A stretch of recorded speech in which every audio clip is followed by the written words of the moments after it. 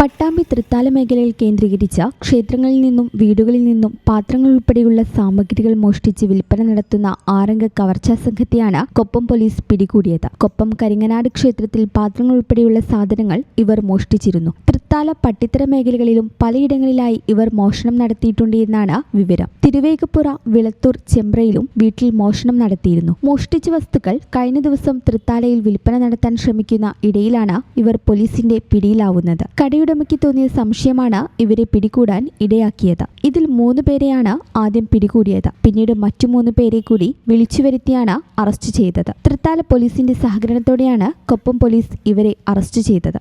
Koppam police station പരിധിയിലും പരിസര പ്രദേശങ്ങളിലും നിരവധി മോഷണങ്ങൾ നടത്തിയ പ്രതികളെ നമ്മൾ തൃത്താല പോലീസും കൊപ്പം പോലീസും ചേർന്ന് പിടിച്ചിട്ടുണ്ട്. തൃത്താലയിലെ ഒരു ഷോപ്പിൽ വെച്ചിട്ടാണ് പിടിച്ചത്. കളവ് മുതലുകൾ വിൽക്കാൻ ശ്രമിക്കുന്നതിനിടെ പിടിച്ചതാണ്. 6 പ്രതികളുണ്ട് ഇതിൽ. ഇവിടുത്തെ 1-2 ക്ഷേത്രങ്ങളിൽ കയറി ഓട്ടുപാത്രങ്ങളും പിച്ചളപാത്രങ്ങളും എടുത്ത് വിൽപ്പന നടത്താൻ ശ്രമിച്ചതായിരുന്നു.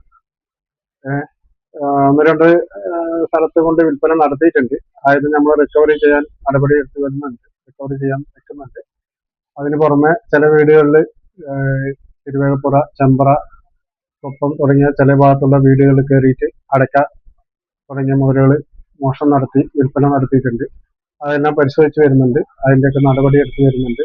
ഇതിൽ ഇനി കൂടുതൽ പ്രതികളുണ്ടോ എന്ന് അന്വേഷിച്ചു വരുന്നുണ്ട്.